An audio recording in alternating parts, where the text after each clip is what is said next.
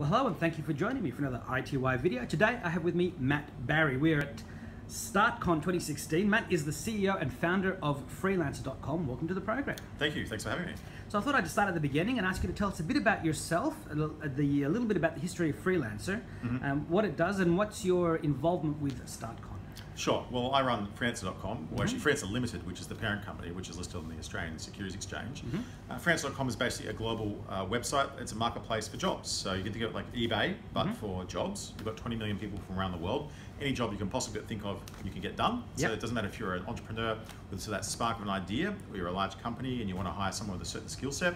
We have people from all range of talents all around the world that can get that job done for you. And likewise, if you want a job, no matter where you are, no matter what skill you want to work in, no matter what time of day, you can just set your own rate, set your own time, and work on our site. And it's sort of disrupted the labour as we know it. We're disrupting the human labour market like Uber disrupted the market for taxis. Sure. And what are some of the biggest challenges, surprises, and learnings that you've had over the past few years running Freelancer? Well, I mean, it's always challenging. I have 550 GemWise staff, and so you mentioned the sort of challenge that come with that on a day-by-day basis. I mean, we're particularly excited now because we also run StartCon, so this is the convention that's on today. Last count, it was 3,100 people, which is absolutely phenomenal. It's up from 2,000 last year. It was SydStart before. It was called SydStart originally. So originally, it's been running for 7 years. Originally, it was, Peter Cooper tells me there were 50 tickets sold. They were so worried that no one would show up, and then 80 people showed up, and they had such a good time, they stayed for 12 hours, and the security had to kick them out of the venue. So it went from 50 people, 80 people, to last year 2,000 to 3,000. Today, it's phenomenal. We've had 15 speakers internationally fly in to talk, all the heads of growth from companies like Uber, Pinterest, Zillow, and so forth, to teach Australian startups how to grow revenue really quickly. We just had NASA on the stage, Jason Cruzen, who's part of the Advanced Exploration Group. He was talking about space entrepreneurship and how Australian startups can get involved with commercialization in space, and even today use services to get payloads up to the space station and run various experiments and so forth, which is really exciting. We have a hackathon upstairs and a Capture the Flag. We're running the inaugural Australasian Security Cup. We have 180 people competing to hack into these servers to kind of win a prize, which is great. As well as Code for Australia, where we've got a whole bunch of programmers developing innovative apps to help solve problems that Australia faces. So, and a big expo downstairs, and workshops, and you name it, and so on. So it's pretty phenomenal in terms of what's going on. Sure, and all these startups could be excellent Freelancer customers or providers. Oh, I mean, any entrepreneur or anyone really needs things to be done, whether it's something as simple as design me a website or a logo or something for the kids' soccer team. Delegation, it's key, isn't it? Delegation is absolutely key, and this is the #1 way to delegate. Delegate to a workforce of 21 million people. Now, talking about delegation of jobs, what's the most interesting Freelancer jobs that you can remember that went through the system? I don't know, it must be a couple. Well, one that immediately hits me just since Jason Cruzen from NASA stepped off stage is NASA's done about 60 or 70 contests on Freelancer. So the things they've done, so it started with them training the image recognition system of the Robonaut R2 robotic astronaut. So this is a scary looking robot that's been on the space station since 2011. And it's called R2. It's the Robonaut R2. And it's got brand new legs. It's about to do EVA spacewalks. And it needs to be able to grasp the handrails and carry a hose and a flashlight and so on.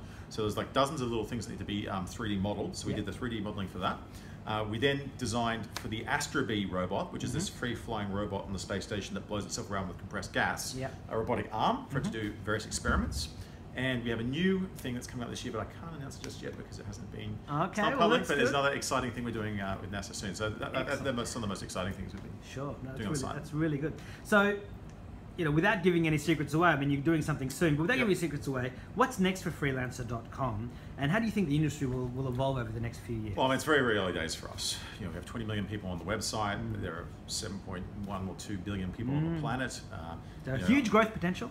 Massive growth potential. So it's really, just building up to the next level from 20 million to 200 million. Some pretty innovative things we're coming out with soon. We've got an API which will allow you from software to post jobs in the marketplace and abstract away, and this is kind of how you can disrupt an Uber or disrupt a Deliveroo. Disrupt the disruptors. Exactly. By instead of building out this infrastructure yourself, you could actually just post an API call to the cloud and let us do the job for you. So we're pretty excited about what's happening. 2017 will be a big year for us. Excellent, excellent. So, and I have to ask this question because you famously commented on Sydney's nightlife. Right. So, any thoughts on whether Sydney will ever regain its nightlife, or might we need a change of government first? Oh, look, like I hope so. I mean, to build a really vibrant technology industry in the country, here in Sydney in particular, you need to have a city where young, creative people who power the technology industry want to live and work, right? And over the last few years, Sydney has gone from being one of the best places in the world to live to now, in a survey from Time Out magazine, we're second last as in terms of happy. We were voted the second most unhappiest place to live, which is absolutely shocking. We have such a great city, beautiful beaches, wonderful weather, and so forth, and great people. And really, the government's done a bit too much of the Bob the Builder and kind of shut a bunch of things down to build apartment blocks. And I think we need to kind of think about making it a livable place again, so that creative people, fun people, young people, talented engineers, computer scientists, and so forth want to come live here, stay here, and build great technology companies. Hear, hear. So, as we get to the end of the interview, I would always like to ask the question: if you could please share the best or some of the best advice you've ever received to help you get where you are today. I've received lots of good advice, but one that kind of strikes me straight away, which I got when I was very, very young, I think I was about 15 or 16 years old, was I met this older guy. This old guy said to me, Matt, and if anyone, he was retiring, he was at the end of your career, and he was saying to me, Matt, you're at the beginning of your career, he said, if anyone ever asks you if you can drive a forklift, just say yes. I said, what are you talking about? He said, well, if anyone ever asks you in life, can you do this? Don't say, no, I don't know how to do it and not take a job, but go out there and just say yes and just figure it out once you've got the job. Right? I mean, I never went to CEO school, right? If I sat around forever waiting till I thought I had enough experience to be a CEO, I'll never be a CEO. But I got the job and just figured it out while I was there. So, if anyone ever asks you to can you drive a forklift, just say yes, because I mean, at the end of the day, how hard can a forklift be? It's got one wheel and it goes forwards and backwards, right? So it's not as complicated as a car. Sure. Well, I mean, that's the thing. I mean, computer technicians are famous for saying yes and then figuring it out on the job. Absolutely. I've done that before. To fix a problem, well, you're looking at Google, you're doing this, doing that, and in the end, you've done it. So excellent advice. And so, do you have any final messages for iTWIre viewers and readers, but also for current and future Freelancer customers and providers? If you didn't make it to StartCon this year, definitely make it next year. We also have a digital pass. You can get all the sessions from all the fantastic speakers online, streaming, which is great. But this is Australia's biggest startup conference. We had 3,000 people, over 3,000 people come from all around the country and also internationally to come here. I think the big difference between this and any other conference you've ever been to is every single session is designed to have actionable insights you can take away and apply to your business, whether you're just starting out, you've got one person in a room, or you're a big corporate and you're just in the marketing team and you want to take it to the next level. So no matter what the size of business, this is how you kind of get it there. So make sure you turn up. And I was chatting with Cheryl Mack, who's on stage introducing everybody and running StartCon, and she was saying that every single session is being recorded, and for the $97 for the digital pass, you can then watch it anytime. So it's great. There you go. Thank you very much, Matt. Best of luck. Great. Thank you.